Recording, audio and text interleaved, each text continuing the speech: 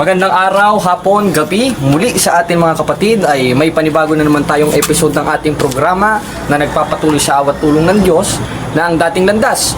Muli, ano bang purpose ng ang dating landas? Ito ba'y para mantapak ng kapwa? Ito ba'y para manira? Hindi. Dahil kahit kailan hindi nanira, hindi nang apak ng kapwa ang programa at palatuntunan na ito na sumasahimpapawid sa Facebook. Dahil ang purpose natin kung anong purpose ng mga apostol at kung paano nila gamitin ang Biblia. Ating basahin sa ikalawang Timoteo 3:16. Ang mga banal na kasulatan na kinasihan ng Diyos ay mapapakinabangan rin naman natin sa pagtuturo, pagsansala at pagsaway. At yan ang ginagawa ng dating landas. Dahil ang ating pakikilaban, ikalawang Korinto 14 hanggang 5, hindi laban sa laman. Pag sinabing hindi laban sa laman, abay hindi suntukan yon. Hindi para manira yon. Hindi para mamersonal yon. Dahil hindi naman ganun ang purpose ng dating landas.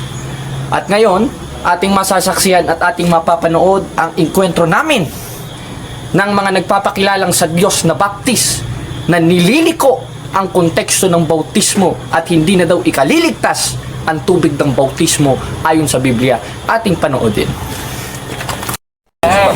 Dahil yung konteksto sa 3:5 ng 1 ng pagpapanganak sa tubig at espiritu. At yung tubig na yun, sa 3:21 ng unang Pedro, yun yung simbolismo ng bautismo na ikaliligtas. Katunayan, 16:16 ng Marcos, ang sumampalataya at mabautismoan ay maliligtas. Bakit? Dahil yung bautismong makakapagbago sa'yo, makakapagpalili sa'yo, sa 22:16 ng gawa. Yan ang tutulan mo. At yun ang definisyon ng born again sa 3:5 ng 1 na pagkapanganak sa tubig at espiritu. So, hindi yung magtataas ka lang ng kamay, babasa ka lang ng John 3:16, born again ka na. Yan ang konteksto at aral. Paano? Hindi, mama, yun sa sinabi mo, mababasa ka mabubuhay. Meron. Ayun ang mga mismo sa 3:5 ng 1. Ano? Unless naman to be born again. So, paanong paraan? Ang binabasa niyo yung 3:3 ng 1. Hindi, ang- Sige lang, sasagot ako. Ika lang yung salita ng Diyos. Sa 3:5 ng 1, maliban ng tao ipanganak sa tubig at espiritu. Yung Hindi. pagkapanganak sa tubig at espiritu, yun ang ikaw hugas ng kasalanan mo. Tanong, pag nag-born again ka ba, mahuhugasan mo ang kasalanan mo? Yes, ako. Hindi, Hindi, ganyan. tanong ko sa'yo, pag nag-born again ka na, mahuhugasan mo ang kasalanan mo? Nabor agad ka. Kung tama yung pagpapakap. Tama, malinis mo kasalanan mo. Born again ka ba? Ano ba sa paligid born again mo? Yes, ako. Malilinis. Oo, yes, ako na. Malilinis yan. Ayun, salamat. Malilinis. Ngayon, sa 22:16 ng gawa, yung bautismo ba ikalilinis o hindi? Ayon kay Pablo, ikalilinis ba? Basahin mo kapatid ng 22:16 ng gawa. Baka hindi natin pastor ka man, ba't hindi ka nagbabasa ng Biblia? Hindi. Babasahin natin. Ang tinatanong- 16, Ang tinatanong ko doon, kung ano yung 22:16 ng gawa. ano yung tubig doon na tinatanong doon. Yung tubig doon, yung tubig ng bautismo. Ngayon, kung may na kung sa Old Testament, sa 3:20 at 21 ng unang Pedro, kung paanong naligtas ang 8 kaluluwa, ganun tayo. Ngayon, kung may mababasa ako na mabubunay kung kayo na. Ano? Kung may mababasa ako sa Biblia na hindi lang tubig ang baptism. Tama naman yun. Merong bautismo sa apoy, merong bautismo sa espiritu, merong bautismo sa tubig. Sagit lang. At yung bautismo sa apoy at espiritu, matatanggap mo yun sa pamamagitan ng bautismo sa tubig. Bakit? Dahil ang konteksto ng 3:5 ng 1, sagit lang, pinaghihiwalay mo kasi yung bautismo sa espiritu at bautismo sa tubig. Pinaghihiwalay mo, magkasama yun eh. Nandiyan na mismo sa konteksto ng 3:5 ng 1, maliban ng tao ipanganak sa tubig at espiritu magkasama. Sa paanong paraan? Sa 22:16 ng gawa, sa pamamagitan ng bautismo. Kaya tinatanong ko, spiritual, physical ba o spiritual na ano yan? Parehas.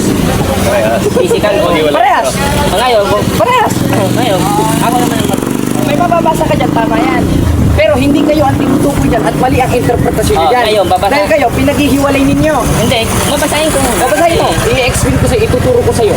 Ngayon, yung sinasabi mo kasi, ano kasi, sabi mo, Hindi ko sinabi ni Kristo, kumira ka na.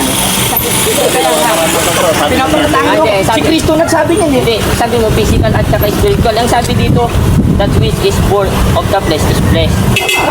And what is the born of the spirit is spirit. Paano mo sasabihin? Tama, sa 3:6 ng 1, ang pinanganak ng laman, ang pinanganak ng espiritu nga. Sa Kaya- papaanong sagit lang. Sa papaanong paraan ka ipapanganak sa espiritu? Kaalinsabay ng pagkapanganak sa tubig at espiritu. Huwag mong paghiwalayin. O basahin natin ng 3:2 o 3:5 ng 1. Pambihira ka naman, oh. Mag-seminar ka muna ng 3 araw. Mag-seminar ka sa akin ng 3 araw para maintindihan mo. O, 3:5 ng 1. Umaabanti ka sa 6. Basahin mo muna yung 5. 3:6. O, O, 3.5. Ayan. 3.5. Ayan, katotohanan sinasabi ko sa inyo. Maliban ang tayo'y ipanganak sa tubig at ng espiritu. Magkaparehas yan, same grammar yan. Therefore, para kang maging ipanganak ka sa espiritu, kailangan mo rin ipanganak sa tubig. At yun ang bautismo na kung paano 8 kaluluwang naligtas sa 3:20 at 21 ng unang Pedro, ganun rin tayo ililigtas. Bakit? Di sa ng Marcos. O, naghihira naman, no? Wait lang. Di sa ng Marcos, pinaghiwalay mo. Huwag kong paghiwalayin. Oh, anong nakalagay sa 16 ng Marcos? Ang sumampalataya at mabautismuhan ay maliligtas. Pinaghihiwalay mo eh. Ang binabasa mo lang yung 6. Oh, hello bro. Kaya ko na nga siya. Kaya nga, sinano ko lang. Kaya huwag mong paghiwalayin yung 3.5 at 3.6 ng 1. Hindi naghihiwalay mo eh.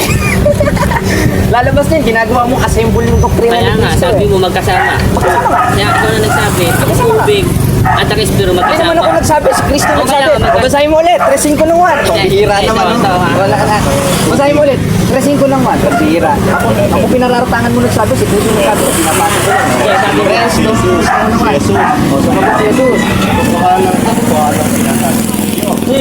Maliban na ang tao ipanganak sa tubig At at espiritu. kayo naman eh, magkasama eh. Hindi naman sinabi.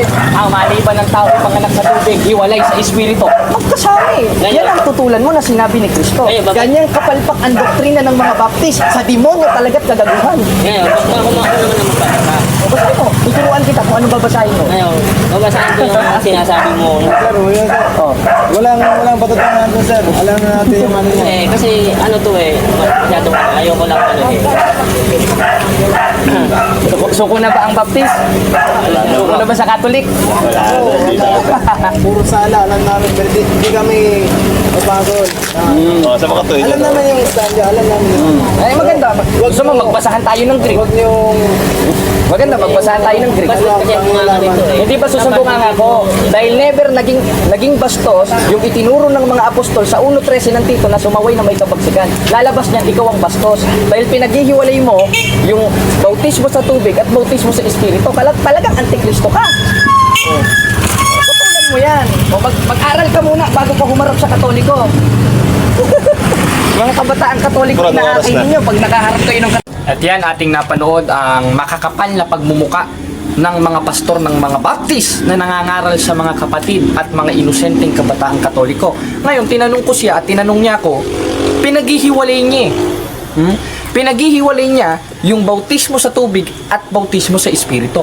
Tama yun, yung binasa kanina. Naghamon pa siya na showdown. Paano kapag nabasa ko?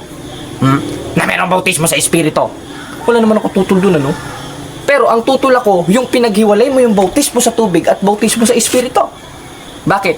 Dahil pag nabautismuhan ka sa tubig, automatically nabautismuhan ka sa espiritu. Ating basahin ng 3.5 ng 1 na binabasa niya. Katotohanan sinasabi ko sa inyo, maliban ng tao'y ipinanganak sa tubig at espiritu. Ano ba ibig sabihin ng tubig at espiritu? Magkasama. At yun matatanggap natin sa tubig ng bautismo.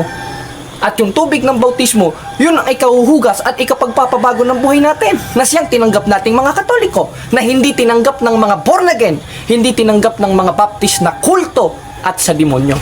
Basahin natin ang 22:16 ng Gawa. At narito, bakit ka tumitigil? Magtindig ka at ikay magbautismo rin at hugasan mo ang iyong kasalanan na tumatawag sa kanyang pangalan. Sa papaanong paraan? 28:19 ng Mateo. Dahil nga dito'y magsiyaon kayo't gumawa ng alagad sa bawat bansa. At sila'y inyong bautismuhan sa pangalan ng Ama, Anak at Espiritu Santo. Kaya yung konteksto sa 22:16 ng Gawa na magbautismo na ikaw hugas na siyang pagkapanganak sa tubig at espiritu na pinaghihiwalay ng mga pastor koloki ng baptist na ito, magkasama yon. At yun ay bautismo sa pangalan ng Ama, Anak at Espiritu Santo. Tanong, ikaliligtas ba yon? Dahil sinasabi nila, hiwalay yun at hindi ikaliligtas. Tinamong katangahan yan. Ba't ko sinasabi ito? Pinaprank ko lang kasi. Dahil yun ang utos na ginawa rin mismo ni Kristo na mrangka siya. 23:15 ng Mateo. Saban ninyo, si Kristo nagsasabi kaya kung magagalit kayo, kung ganito kung magsalita, magalit kayo kay Kristo, huwag sa akin dahil ginagaya ko lang si Kristo. Dahil ang utos sa Filipos 2:5 hanggang 8, magkaroon ng pag-iisip gaya ng kay Kristo. Na kung paanong naging prangka si Kristo, paanong pumuna si Kristo, ganun rin pupuna si Bro Jared. Dahil yun ang konteksto ng pag-ibig na itinuturo sa Biblia, gaya ng nasa 23:15 ng Mateo at 12:9 ng Roma. Na ano? Na ang pag-ibig ay walang maging pagpapaimbabaw. Nakapuotan ang masama. Sa papaanong paraan? Kung praprangkahin mo, kung paano naging prangka mismo si Kristo. At yan ang hindi naintindihan ng mga born against Christ at mga baptist na tinitwist ang talata ng Biblia. Sukat mong sabihin, hindi na ikaliligtas yung tubig ng bautismo, mga kababayan, kapatid na mago. Binastos ang Biblia. Binastos ang Biblia. At binastos rin mismo si Kristo. At mismo dun sa pagsasalita nila na hindi ikaliligtas ang tubig ng bautismo, para nilang sinabi na nonsense ang inuutos ni Kristo. Bakit utos ni Kristo sa 28:19 ng Mateo At i-clarify ni Apostol Pedro sa 3:20 at 21 ng unang Pedro. Na ano? Basahin natin. Na ng unang panahon ng mga Swail ay nagpahinuhod sa harapan ng Diyos, sa loob na ito'y kakaunti. Sa makatwid ay 8 kaluluwa ang nangaligtas sa pamamagitan ng tubig. Aba, doon pala sa panahon ni Noe, 8 kaluluwa pala naligtas sa pamamagitan ng tubig. Sa panahong Kristiyano, ano yung tunay na kahawig nun? Tuloy. Na ayon sa tunay na kahawig, ngayon nagligtas. Tuloy natin, ano? Ngayon nagligtas sa makatwid bagay ng bautismo. Kaya, kung paanong naligtas yung 8 kaluluwa sa araw ni Noe sa pamamagitan ng tubig, yung tunay na kahawig doon ang bautismo. Tapos ang kapal ng mukha mong pastor ka, sasabihin mo hindi nakasama sa kaligtasan. Hindi mo katangahan yan. Di ba? Kaya sabi ko sa kanya, mag-seminar ka muna sa akin ng 3 araw. Hindi pagyayabang yun, sinasabi ko lang ang totoo. Dahil isang kahangalan, isang katangahan, na sabihin mo na yung inutos ni Kristo gaya ng bautismo, na konteksto ng 15:2 ng unang Korinto na sa pamamagitan nito ligtas kayo, ay hindi kasama sa kaligtasan. Yan ang kahibangan at kaimpokritohan at pagkabulag at dilusyon ng mga pastor ng born again, mga pastor ng Baptist na hindi sumusunod kay Kristo. Kaya nga ang tawag ko dyan, born against Christ. Kung pwede nga lang ibato itong mga protestante dito sa bundok, babato ko yung mga yan dito pero hindi ganun yung pakikilaban natin. Dahil yung pakikilaban na itinuro ng mga apostol, itinuro mismo ni Kristo, yung nasa 2 Korinto 4 hanggang 5, hindi laban sa laman yon. Kaya ating nabasa, mga kapatid, na ikaliligtas ang tubig ng bautismo. Na ano? Na kung paanong 8 kaluluwa nangaligtas sa pamagitan ng tubig sa panahon ni Noe, yung tunay na kahawig nun sa panahong Kristiyano, yung bautismo. 16:16 ng Marcos. Ang sumampalataya at mabautismohan, ano, kapatid na mago? Maliligtas. Sa pamagitan ng ano? Sa pamamagitan ng pagsampalataya. At yung konteksto ng pagsampalataya, 16:33 ng Gawa, yung bautismo at bautismo sa kanilang buong sambahayan. Kaya isang malaking katangahan, isang malaking kadelusyonan, na sabihin ng mga pastor ng Baptist na ito, pastor ng mga born again na ito, gaya ng nakadebate natin, na hindi nakasama ang bautismo sa kaligtasan, tanga kang pastor ka. Hindi ba? Mura ba yun? Hindi mura yun. Dahil nasa 3:3 ng Galacia, sa sambayan ng Pilipino, tanga talaga yung mga nagsimula sa espiritu yung ngayon tagtapos sa laman. At isa sa halimbawa doon, yung tinanggap mo na yung sakramento ng binyag, sakramento ng bautismo, umanib ka sa ibang sekta, sinabi mo, hindi nakasama sa kaligtasan, ba't ka tumanggap? Bakit inutos ni Kristo? Hindi naman pala kasama sa kaligtasan. Hindi ba kapatid na mawag katangahan ito? Yes, bro. At isa pang sinabi niya, hiwalay daw ang bautismo sa espiritu at bautismo sa tubig. Teka muna, kung hiwalay, ba't pinagsama ni Kristo sa 3:5 lang 1? Katotohanan sinasabi ko sa inyo, malibang ang tao'y ipanganak sa tubig at espiritu. Hindi naman sinabi, ipanganak sa tubig pagkatapos nun na espiritu. Therefore, once na ipanganak ka sa tubig, ipapanganak ka na rin sa espiritu. At yung bautismo na yon, yung itinuro ni Kristo na ikaliligtas ng kaluluwa, na kung paanong 8 kaluluwa naligtas sa lumang tipan, ang tunay na kahawig nun, nung tubig na yon, ay bautismo. Kaya ang sabi ni Marcos, sa 16:16 ng Marcos, ang sumampalataya at mabautismoan ay maliligtas. Kaya alam mo, kung kaharap kitang protestante ka, iahagis kita dito Di ba? Kapatid naman ko, mga kababayan. Sinong tutol? Ihagis ko talaga dito mga protestante. Ang kakapal ng mga pagmumukha ninyo. Sabihin nyo, hindi nakasama sa kaligtasan yung inutos ni Kristo. Heretiko ka. Yan ang totoo. Bakit? Parang sinabi mo na rin, nonsense yung inuutos ng Diyos na pinapasabi sa ating Panginoon Kristo na siyang ipinangaral mismo ni Kristo. Bakit? Dahil lahat ng sinasabi ni Kristo, 12:49 ng 1, ako'y hindi nagsasalita ng mula sa aking sarili, kundi ang amang nagsugo sa akin. Siyang nag-uutos kung anong aking sasabihin at kung anong aking sasalitain. At isa sa halimbawa noon, 28:19 ng Mateo, magbautismo kayo sa pangalan ng Ama, Anak at Espiritu Santo, na siyang pagkapanganak sa tubig at pagkapanganak sa Espiritu. Physical at spiritual. Yung physical, yun mismong pagbibinyag sa'yo, pagbubuhos sa'yo ng tubig. Yung spiritual, yung mahuhugasan ng kasalanan mo. Lang nga naman pagbautismo mo, mga ilang araw bago malinisan yung kasalanan mo, lalabas nun, tama yung sinabi ng pastor. At kung tama yung sinabi ng pastor, na ating nakausap dyan sa Laguna, na hiwalay ang tubig at hiwalay ang spirito, ibig sabihin pala, wala rin bisa yung bautismo, parang walang signal. Bakit? Kasi babautismuhan ka ngayon. Ito halimbawa, mga kapatid, babautismuhan ka ngayon, physical. Yung spiritual, hiwalay. So, anong sense ng pagbabautismo sa'yo? Ngayon, hindi naman pala mahuhugasan yung kasalanan mo sa pamamagitan ng Espiritu na siyang sinasabi ni Pablo sa 22:16 ng gawa. Kaya, yun ang katangahan, kahibangan ng mga pastor ng born again at mga pastor ng Baptist na nagbasa lang ng Biblia, nag-self-interpretation na, humiwalay sa simbahan, at sasabihin ng bautismo hindi ikaliligtas. Sa demonyo kang pastor ka, sinasabi ko sa iyo. Ikaw mismo pastor, alam kong nanonood ka, sa demonyo ka. Magalit ka. Hinahamon kitang diskusyon, kaya mo bang humarap ng diskusyon?